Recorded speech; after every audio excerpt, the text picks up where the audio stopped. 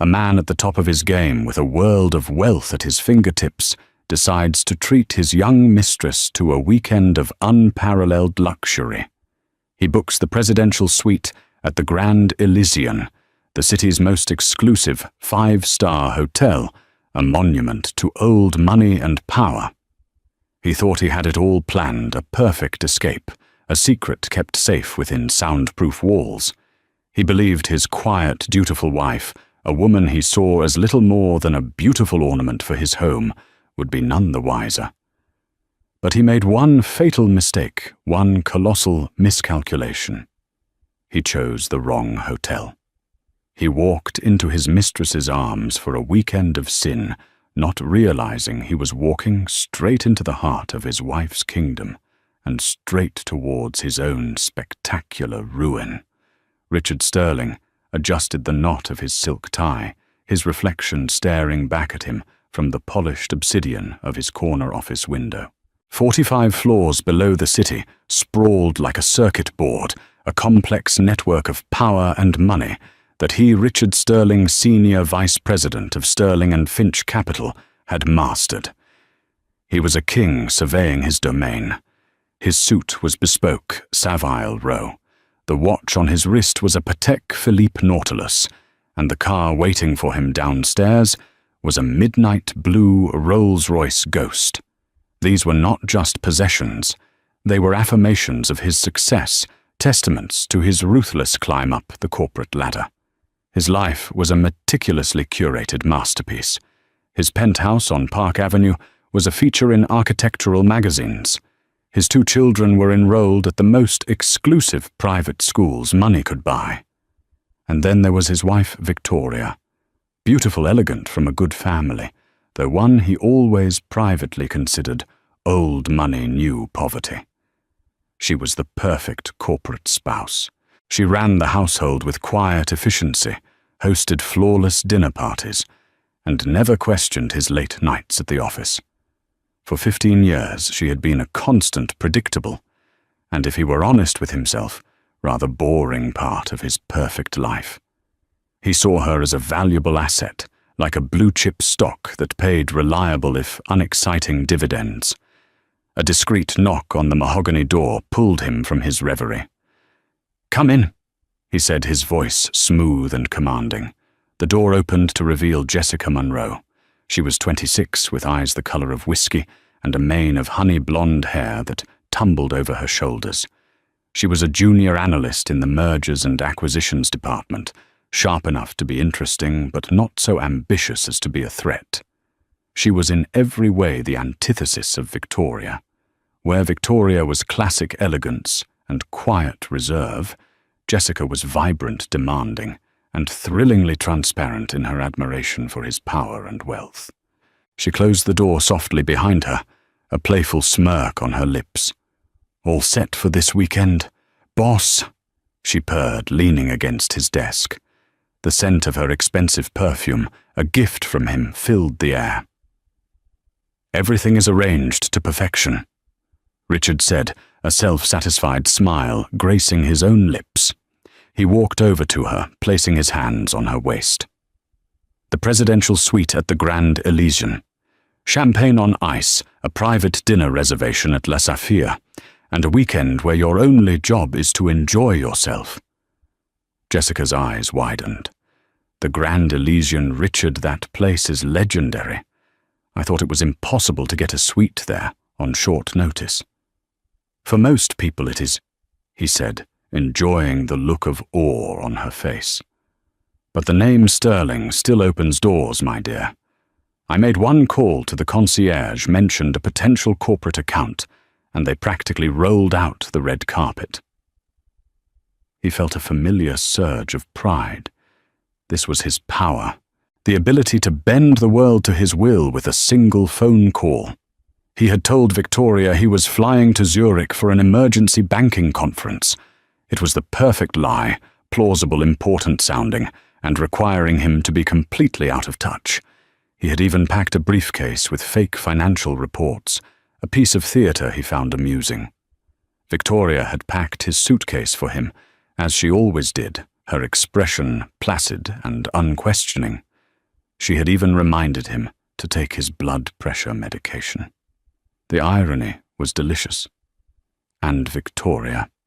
Jessica asked, her voice a soft whisper, a hint of insecurity clouding her features.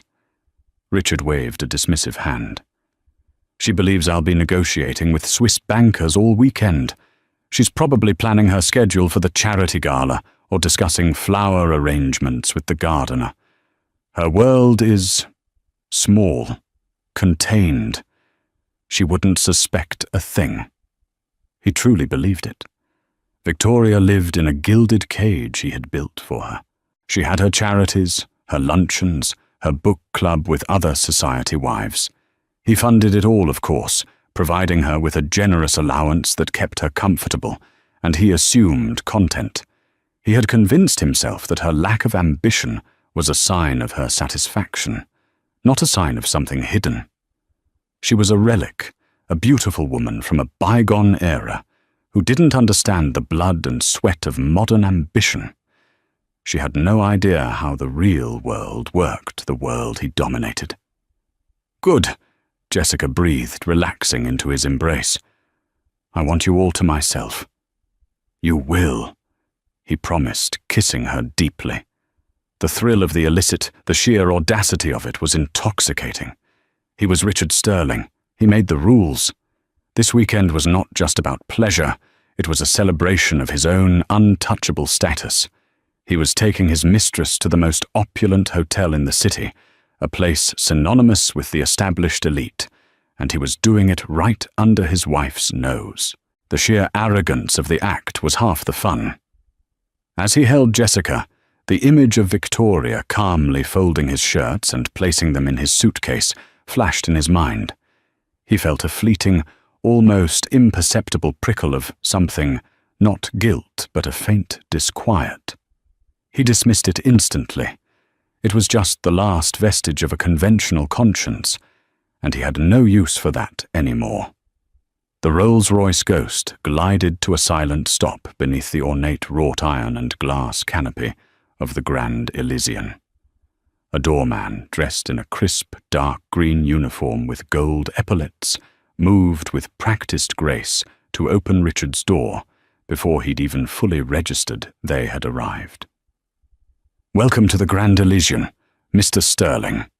The doorman said, his voice a deferential murmur. He recognized Richard, or at least he recognized the car and the suit.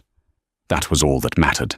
Richard stepped onto the granite curb, feeling the familiar sense of arrival that came with entering such an establishment. This was his natural habitat. He was not a guest here. He was a member of the class of people for whom places like this were built. Jessica emerged from the other side, her eyes wide, as she took in the hotel's facade, a masterpiece of Beaux-Arts architecture, all limestone carvings, grand arches, and soaring columns. She looked momentarily overwhelmed, a small-town girl in the land of giants. Richard found it endearing. He took her arm, his touch firm and reassuring. "Try to look like you belong here," he whispered with a condescending smile.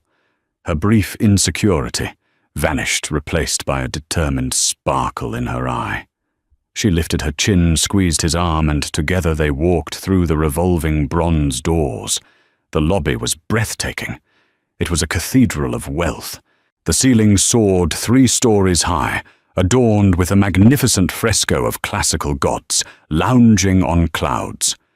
A colossal crystal chandelier, rumored to have been salvaged from a French palace, hung in the center, casting a warm golden light over everything.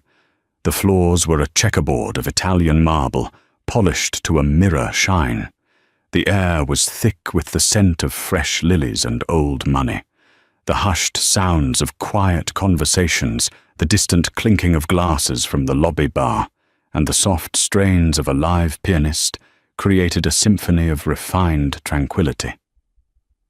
Richard strode confidently towards the front desk, a long, imposing counter of polished mahogany. A woman with an elegant chignon and a welcoming smile immediately gave them her full attention. "Good afternoon, sir. Welcome to the Grand Elysian. Richard Sterling," he announced, placing his black American Express Centurion card on the counter. "I have a reservation for the presidential suite." The receptionist's professional smile didn't falter, but Richard saw a flicker of heightened respect in her eyes. The presidential suite was not just a room, it was a statement. It was reserved for royalty heads of state and titans of industry. "Of course, Mr. Sterling. We have been expecting you," she said, her fingers dancing across the keyboard. "Everything is in order. Your luggage will be brought up immediately. We've also taken the liberty of chilling a bottle of Dom Perignon 2008 for your arrival." "Excellent," Richard said, a dismissive nod, his only thanks. He turned to Jessica, who was trying her best to appear nonchalant, but was failing to hide her giddiness. She was subtly taking a photo of the chandelier with her phone. He gently pushed her hand down. "No pictures, darling," he murmured. "It's gauche. You're not a tourist." She flushed slightly but put the phone away. "Right. Sorry. It's just incredible." A bellhop, an older man with a perfectly straight back and a discreet demeanor, appeared at their side. "Mr. Sterling, if you'll follow me, I'll escort you to your suite." They followed him across the expansive lobby, their footsteps echoing softly on the marble. They passed elegantly dressed guests and a quiet army of staff who all seemed to move with a silent, synchronized purpose. The elevator was a wood-paneled jewel box with a plush velvet bench. As it ascended smoothly, the bellhop spoke in a low, respectful tone. "The presidential suite is located on the penthouse floor, sir. It has its own private elevator key for absolute discretion." He handed Richard a heavy gold-plated key card.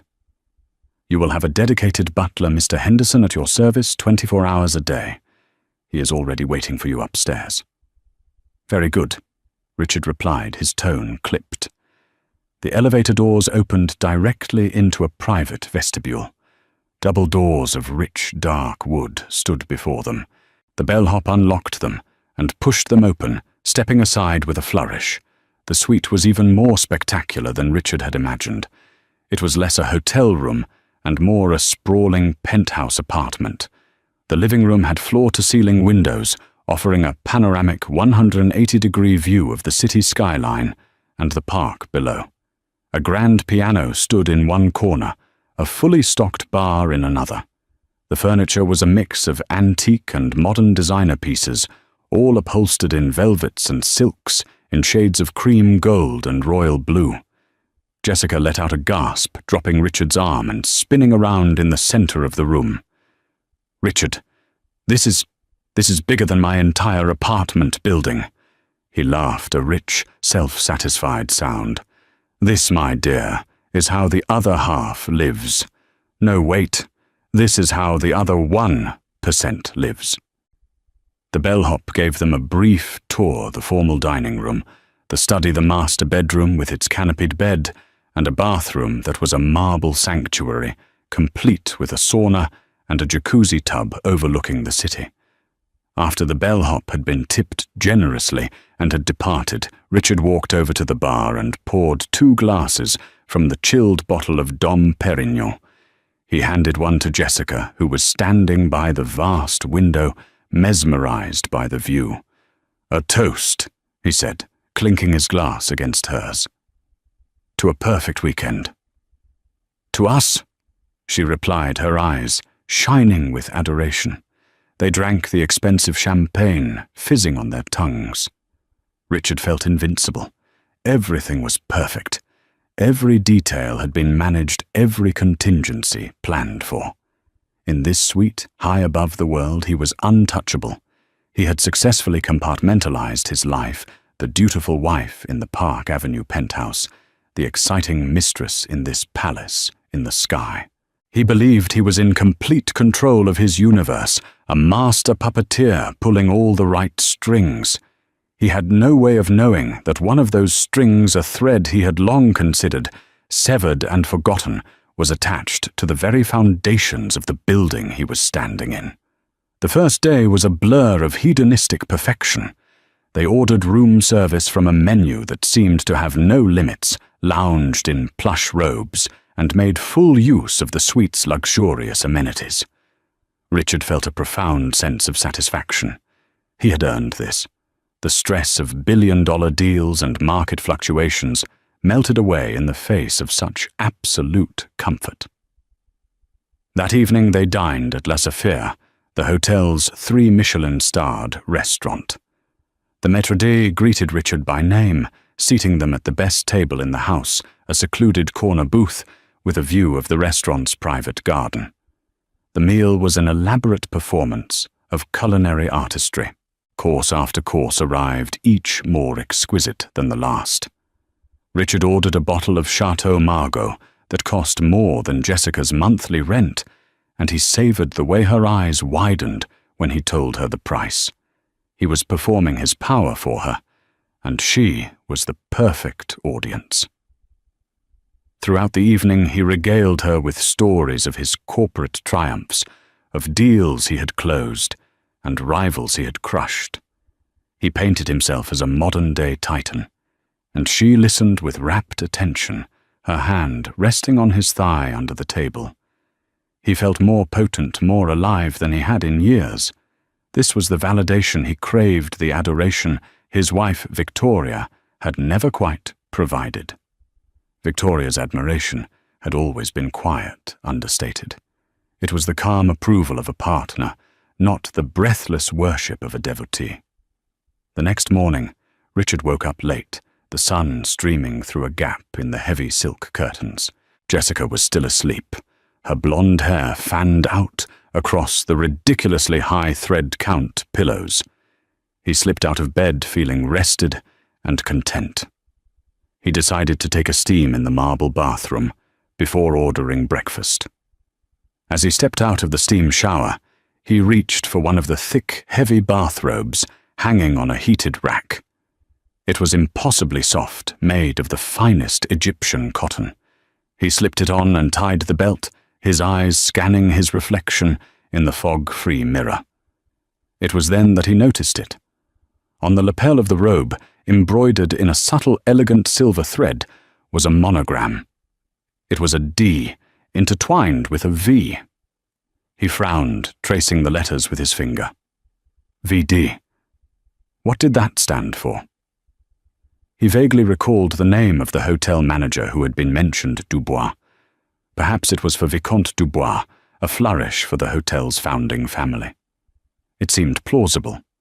This hotel was steeped in old-world European tradition. Still, it was a strange, specific detail. He shrugged it off. It was just a monogram. He walked back into the main suite robe, cinched tight, and called for their butler, Mr. Henderson, to arrange breakfast. As he waited, his eyes wandered around the room, now taking in the smaller details he had missed in his initial awe. He noticed the stationery on the mahogany desk, heavy, cream-colored cardstock. He picked up a sheet. In the top corner, embossed in the same elegant script as the monogram, were the intertwined initials VD. A faint, unidentifiable unease began to stir in the pit of his stomach.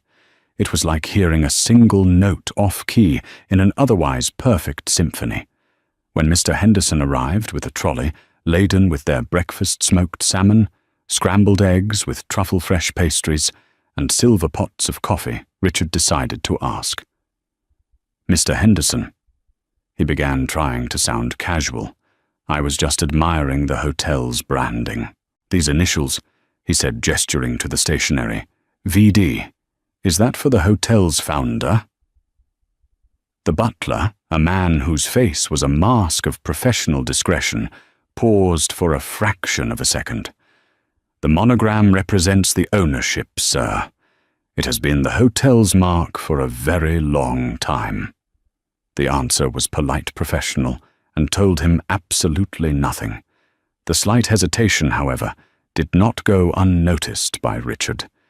He was a man who read people for a living, who could spot a bluff across a boardroom table. The butler was being evasive. "I see," Richard said, letting it drop. But he couldn't let it go. As he ate his breakfast, the letters echoed in his mind. VD. VD. The familiarity of it was maddening. It tickled the edge of his memory, a name or a place he couldn't quite grasp. He thought of Victoria. Her maiden name was Davenport. Victoria Davenport. VD. The thought struck him with the force of a physical blow. He actually put his coffee cup down with a clatter. It couldn't be. It was an absurd coincidence. Her family had been wealthy, yes, but they had lost the bulk of their fortune generations ago. Her father, William, had been a quiet, unassuming man who had passed away a decade ago, leaving Victoria a modest inheritance, which Richard had of course absorbed into his own portfolio and managed for her. He remembered William as a gentleman of a bygone era, always talking about standards and legacy, but seemingly possessing little of actual substance. He had owned a few small boutique hotels, Richard recalled, but nothing on the scale of the Grand Elysian. No, it was impossible. A ridiculous, paranoid leap of logic. There must be hundreds of names that fit those initials. Vanderbilt, Van Doren, de Villiers, all far more likely. He glanced at Jessica, who was happily snapping a picture of her aesthetically arranged breakfast plate for her social media. She was oblivious to his internal turmoil. "Everything okay, Richard? You look like you've seen a ghost," she said, finally looking up from her phone. "Fine." He snapped his tone sharper than he intended. "Just thinking about the markets." He forced himself to relax. He was being an idiot. He was at the pinnacle of a perfect weekend, and he was letting a stupid monogram spook him. He was Richard Sterling. He was in control. This was his world, his hotel, his weekend. The initials were a coincidence, nothing more. But for the rest of the day, he couldn't shake the feeling of unease. He started seeing the monogram everywhere on the tiny silver sugar tongs on the leather-bound menu for room service, on the corner of the linen napkins. Each time he saw it, the image of his wife's calm, serene face flashed in his mind. The woman he thought he knew so well, the woman he had dismissed as simple and predictable. The gilded cage he had built for her suddenly seemed less like a prison and more like a fortress, one he had never bothered to look inside. The unsettling thought crept in, unbidden. What if he didn't know his wife at all? For their final evening, Richard had planned to recreate the magic of the first.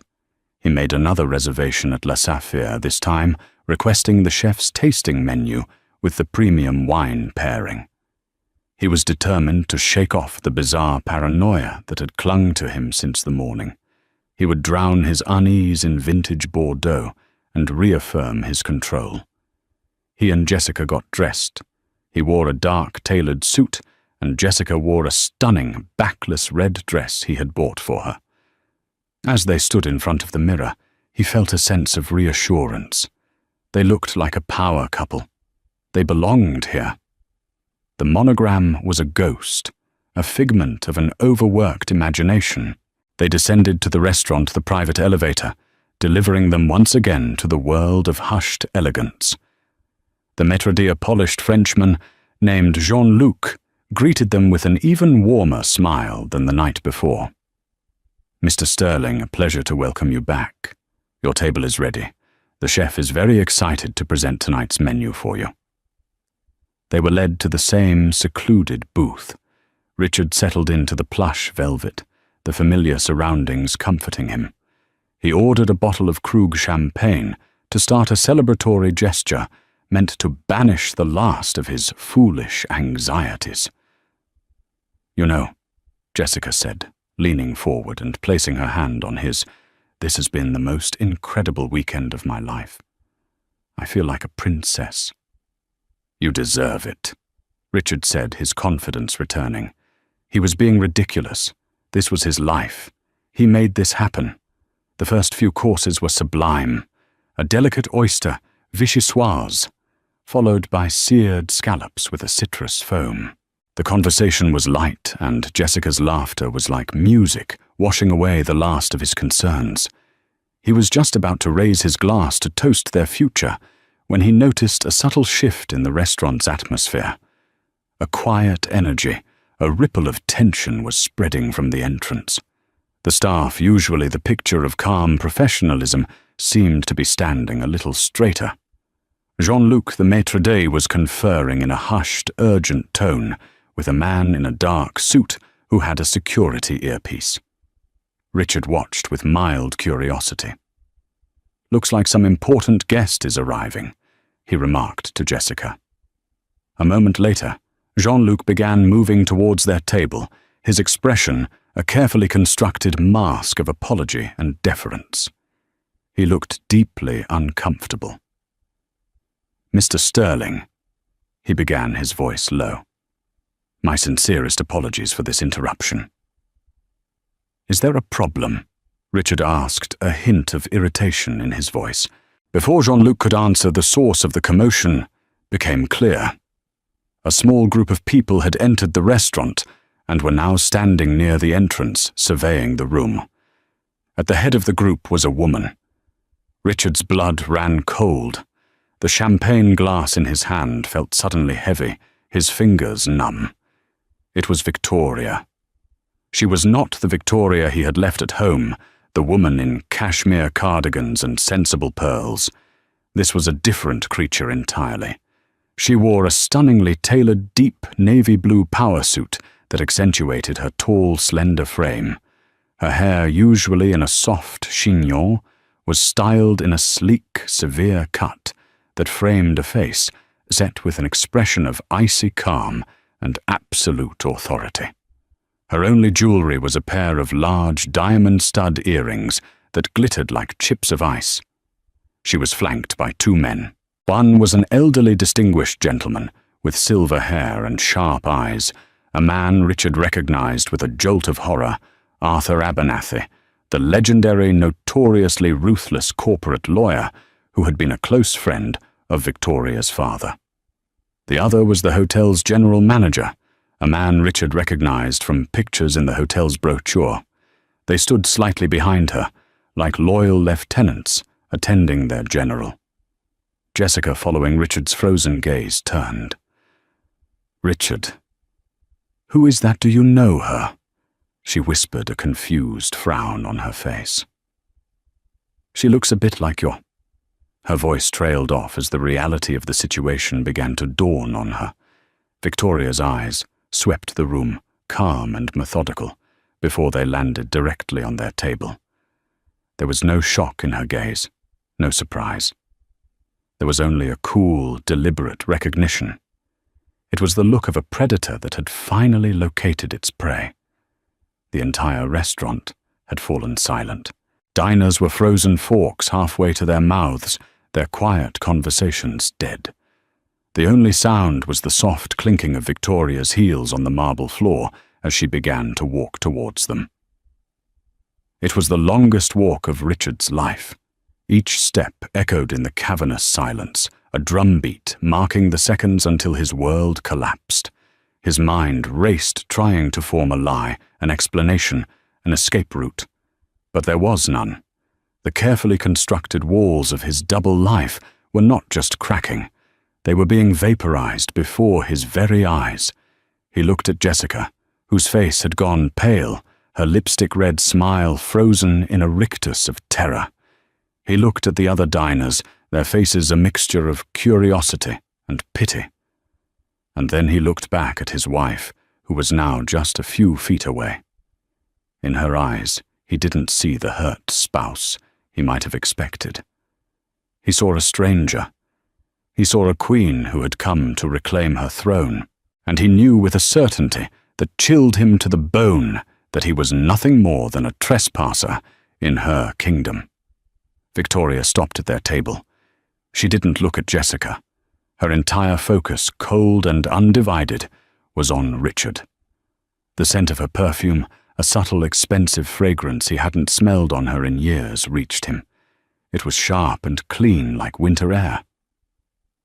"Richard," she said.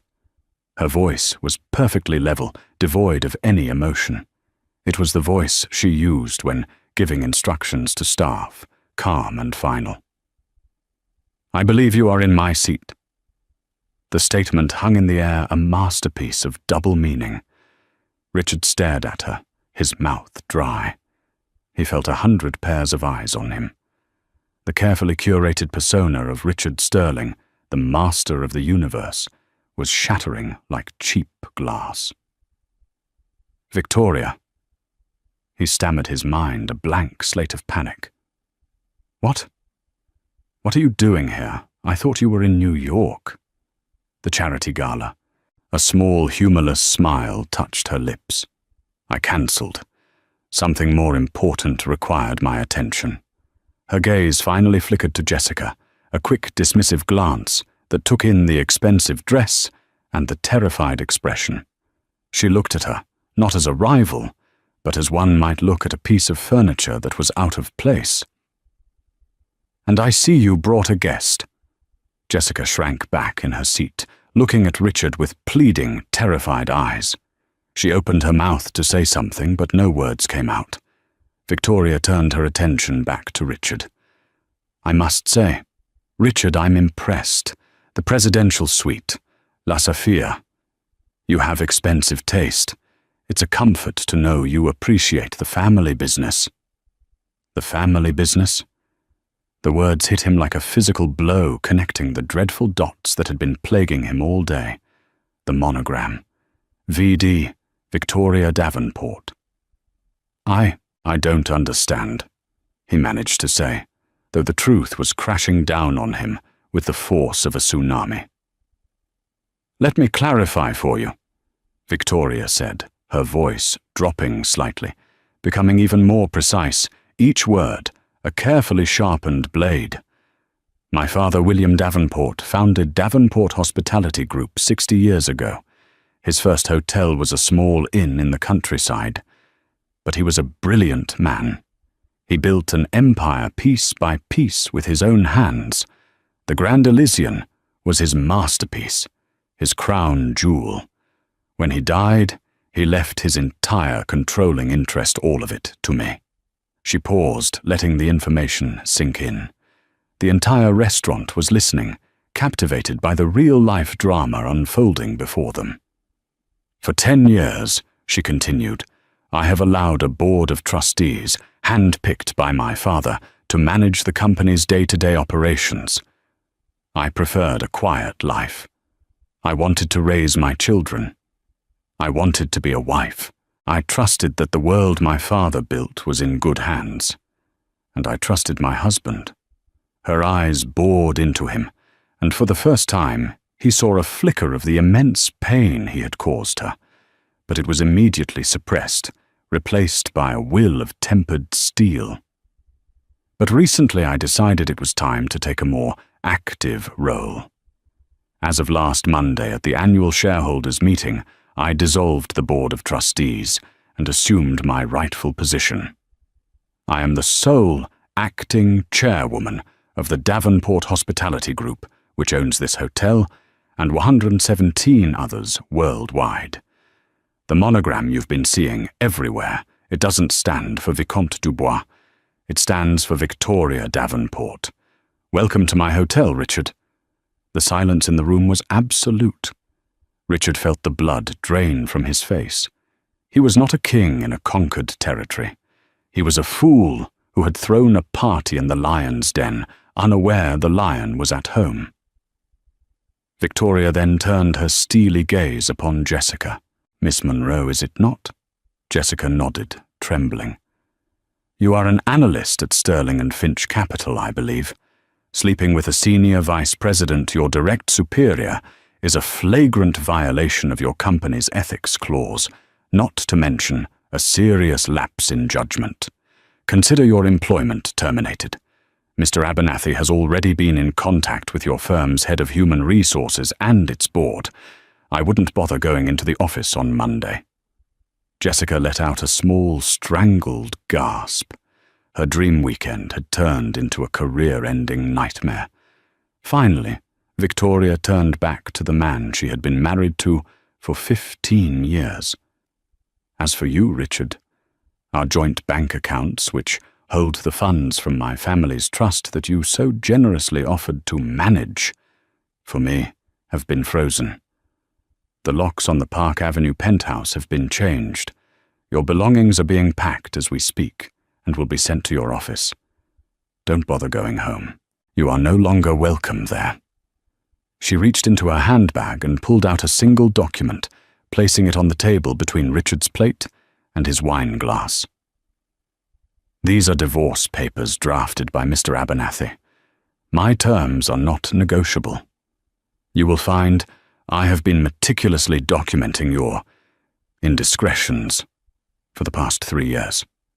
You will sign them, you will walk away with nothing but the clothes on your back, and you will never see our children again without my express supervised consent. If you fight me, I will use the full weight of my resources to destroy not just your career, but your very name. I will make sure the name Sterling is synonymous with humiliation and failure in every financial circle on the globe. Am I clear? Richard could only stare at her, speechless. The woman he had patronized, underestimated, and dismissed as a decorative object had just systematically dismantled his entire life in under 3 minutes in a public forum with the cold precision of a surgeon. With that, she turned. "Jean-Luc," she said to the maître d'hôtel who was standing nearby, pale and rigid, "please see that Mr. Sterling's guest is escorted from the premises, and present Mr. Sterling with the bill for his stay, in full. He will be paying with his personal card." She gave Richard one last, lingering look. It was a look of finality, of an old chapter being closed, and a new one beginning. There was no hatred in it, only a profound and chilling indifference. Then, flanked by her lawyer and the hotel manager, Chairwoman Victoria Davenport, turned and walked out of the restaurant, her posture perfect. Her control absolute, leaving behind the smouldering ruins of the life she had just incinerated. For a long moment, after Victoria's departure, Richard remained frozen, a statue of shock and humiliation. The silence in the restaurant was finally broken by a muffled sob from Jessica. She pushed her chair back, her face a mess of running mascara and disbelief. "My job," she whispered, looking at Richard as if seeing him for the first time, not as a titan of industry, but as the architect of her ruin. You said everything was under control. I thought it was..." He stammered the words, feeling like ash in his mouth. 2 discreet but firm security guards materialized at their table. Jean-Luc the maître d'hôtel approached his face, a mask of professional regret. "Miss," he said softly to Jessica, "if you would please come with us." Jessica looked wildly from the guards to Richard, but he offered no help. He couldn't even meet her eyes. Humiliated, she grabbed her small clutch purse and allowed herself to be led away, her red dress a slash of shame against the restaurant's muted tones. The moment she was gone, Jean-Luc placed a leather-bound bill folder on the table. "Your bill, Mr. Sterling." Richard stared at it. He opened it numbly. The figure inside was astronomical. The suite, the room service, the vintage wines, the chef's tasting menus. It was a sum that would make most people gasp, but for him it should have been trivial. He pulled out his wallet, his hands shaking slightly. He handed Jean-Luc the black Amex. "Here." The maître d' returned a minute later, his expression even more pained. "My apologies, Mr. Sterling. The card has been declined." "What?" Richard scoffed. "That's impossible. Run it again." "We have, sir. 3 times. It appears the account has been suspended." Of course, the joint accounts. Victoria hadn't just frozen them. She'd likely had his supplementary cards cancelled. He fumbled for another card, a corporate visa. "Try this one." Jean-Luc returned again, shaking his head slightly. "Also declined, sir."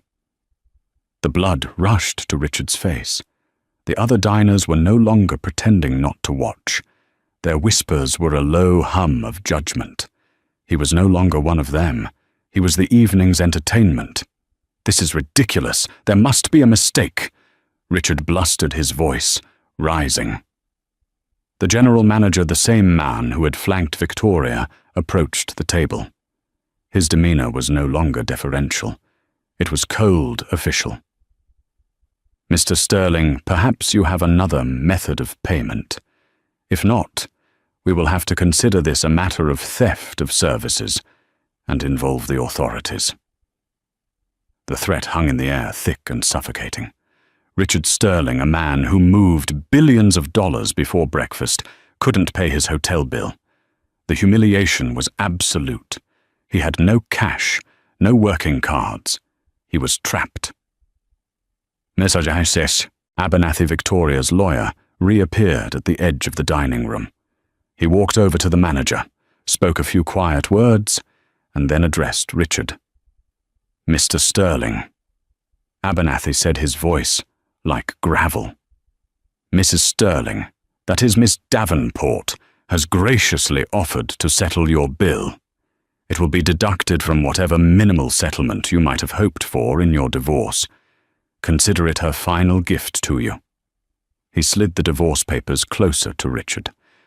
"I suggest you sign these. Now." Defeated, Richard picked up the pen. His signature, usually a bold, confident slash, was a shaky, pathetic scrawl. He had been completely and utterly outplayed. "Now," the general manager said, his voice hard. "You have 10 minutes to collect your belongings and vacate the premises. Security will escort you." The walk of shame from the restaurant, through the grand lobby, and up the elevator was excruciating. Every glance from a guest, every look from a staff member felt like a physical blow. The deference and respect were gone, replaced by contempt and cold indifference.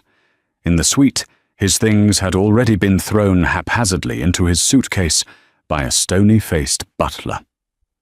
10 minutes later, Richard Sterling was standing on the curb outside the Grand Elysian, the same spot where he had arrived, feeling like a king, just 24 hours earlier.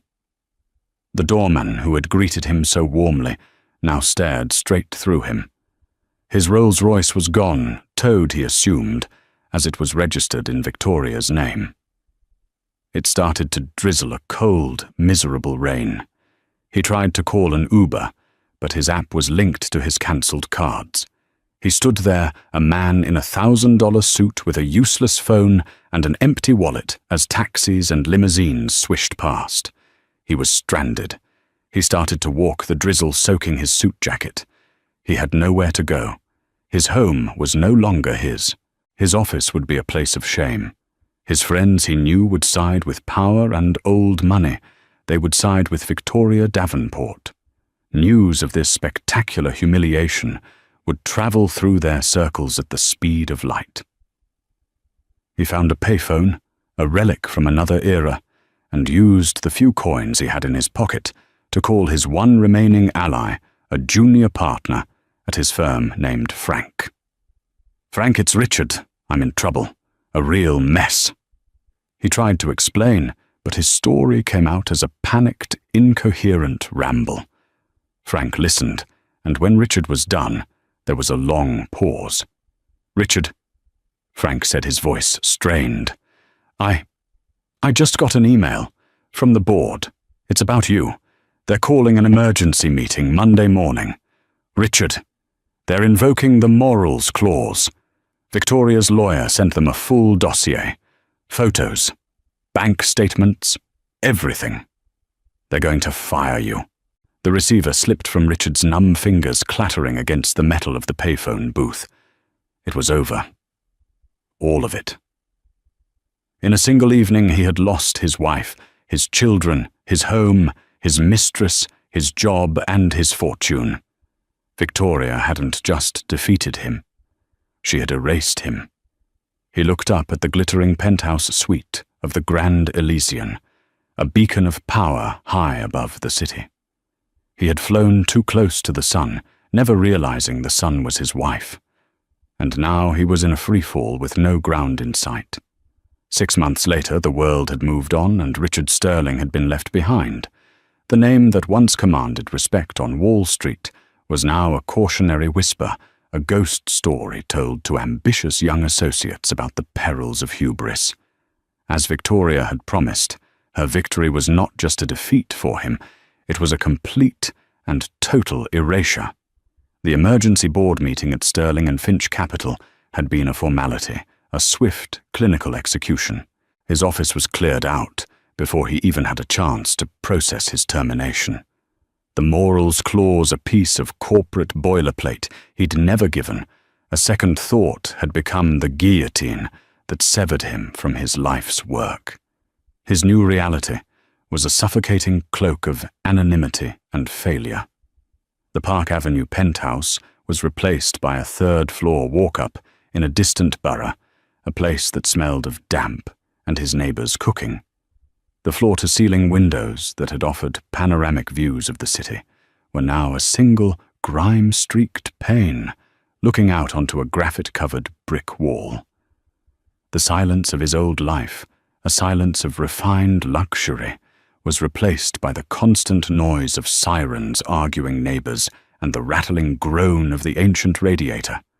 He sold the Patek Philippe, then the cufflinks, then the art collection he'd been so proud of each sale, a small death chipping away at the man he used to be, until only a hollow shell remained. He now worked at a small, faceless financial services firm called Apex Solutions, a name so generic it was insulting. His corner office was a cramped cubicle under the glare of flickering fluorescent lights. He who once moved markets with a single phone call now spent his days performing mind-numbing data entry and compliance checks work once done by the interns he never bothered to learn the names of. His boss was a man 15 years his junior, a smug, ambitious graduate who treated Richard with a thinly veiled contempt, fully aware of who he used to be and relishing his fall from grace. Sometimes he would see young women in the office, bright and eager, who reminded him of Jessica, and he would feel a surge of bitter resentment. It was not remorse for her ruined career, but anger that his appetites had led him here. His evenings were the worst. The profound isolation was a physical presence in his small apartment. He'd tried calling old friends, the men with whom he'd shared cigars and 100-year-old scotch. The calls went unanswered. The few who did pick up were brief and cool, making excuses before quickly ending the conversation. He was a liability, a social leper. He was no longer a member of the club. He was just a man in a cheap apartment, haunted by the ghost of his former life. The self-pity, a poison he drank every night, along with bottom-shelf whiskey. While Richard was sinking into the mire of his own making, Victoria was ascending. Stepping into her role as chairwoman of the Davenport Hospitality Group, she was not just competent, she was formidable. The years of quiet observation, of being underestimated and dismissed, had forged her into an astute and decisive leader. She saw things the old board comprised of men comfortable with the status quo had missed. One afternoon in the main boardroom on the top floor of the Davenport Tower, she was presenting her flagship proposal, the Davenport Green Initiative. It was a multi-billion-dollar, decade-long plan to make the entire hotel chain carbon neutral, focusing on sustainable sourcing, renewable energy, and community investment. A portly, silver-haired board member named Gerald Croft, a holdover from the old guard, and a friend of her father's, cleared his throat condescendingly. Victoria, with all due respect, this is a noble sentiment, but the numbers are idealistic. The upfront investment will slash our profit margins for years. Our shareholders expect dividends, not virtue signaling. Victoria didn't flinch. She met his gaze with her calm, steady eyes. Thank you, Gerald. I value your traditional perspective. The word traditional was delivered with surgical precision, making it sound synonymous with outdated. She clicked a button, and the screen behind her filled with complex charts and data projections. What you call virtue signaling, Gerald I call future-proofing. Our key demographic travelers under 40, with significant disposable income, increasingly make choices based on corporate ethics and sustainability. This isn't an expense. It's an investment in our brand's relevance for the next 50 years. My projections show that while we'll see a 5% dip in net profits for the first 18 months, the positive press increased brand loyalty, and government tax incentives will lead to a projected 15% growth in market share within 5 years. We won't just be a luxury brand, we will be the ethical luxury brand. She paused, letting her words sink in. My father built this company on quality and legacy. This is the legacy for the 21st century. The motion stands. A murmur of approval went through the room. Gerald Croft sank back into his chair, defeated. From the corner, Arthur Abernathy watched a rare, proud smile on his face. The slumbering titan had well and truly awoken. Her new life wasn't just in the boardroom. The Park Avenue penthouse, once a cold showroom for Richard's success, had been transformed. It was now a home, filled with warmth and laughter. She was there for her children, truly present for the first time. She helped with homework, attended school plays, and had long conversations about their hopes and fears. She was discovering the joy in the small, real moments she had missed while playing the part of the perfect corporate wife. She was not just a chairwoman. She was a mother, a leader, a whole person finally living her own life on her own terms. One crisp autumn evening, Richard was walking home from the subway station, the collar of his thin coat turned up against a biting wind. The city that had once felt like his kingdom now felt alien and hostile. He stopped at a newsstand, the bright glare of the magazines a stark contrast to the grey pavement, and there she was. Her face was on the cover of Forbes. It was a stunning photograph.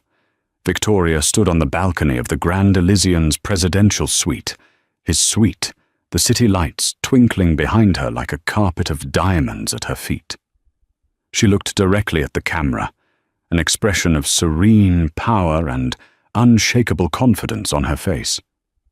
The headline was a coronation, Victoria Davenport, how the quiet heiress reinvented a global empire. His hand trembled as he paid for the magazine. Back in the oppressive silence of his apartment, he sat under the single dim lamp and read the article.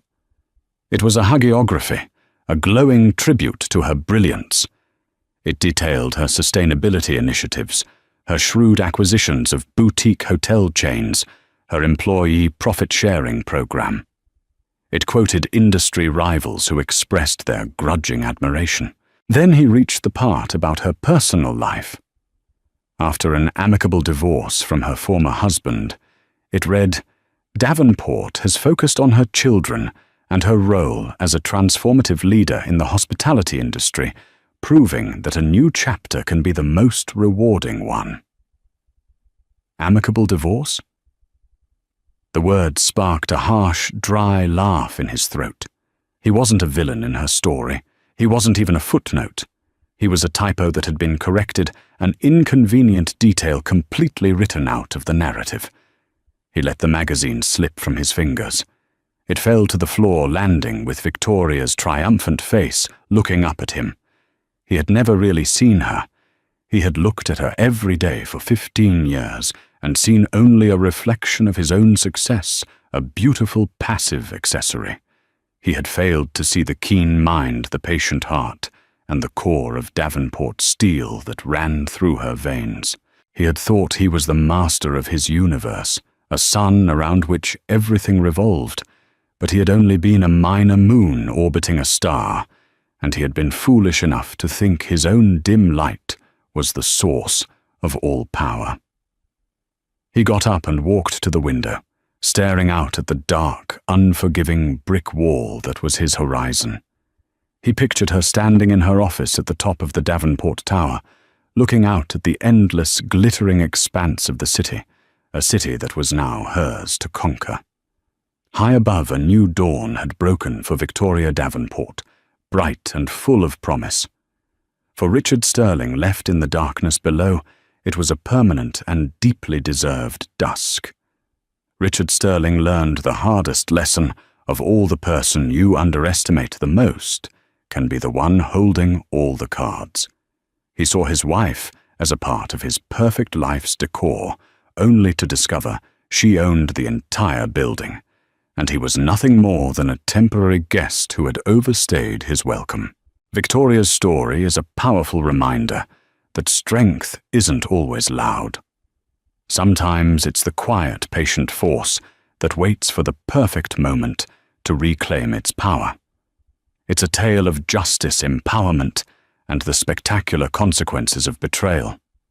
If you were captivated by Victoria's incredible journey from a silent partner to a reigning chairwoman, make sure to hit that like button to show your support.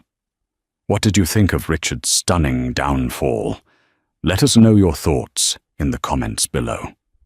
Share this story with someone who loves a tale of epic revenge and empowerment. And most importantly, if you want more gripping stories like this, don't forget to subscribe to our channel and click the notification bell so you never miss an update.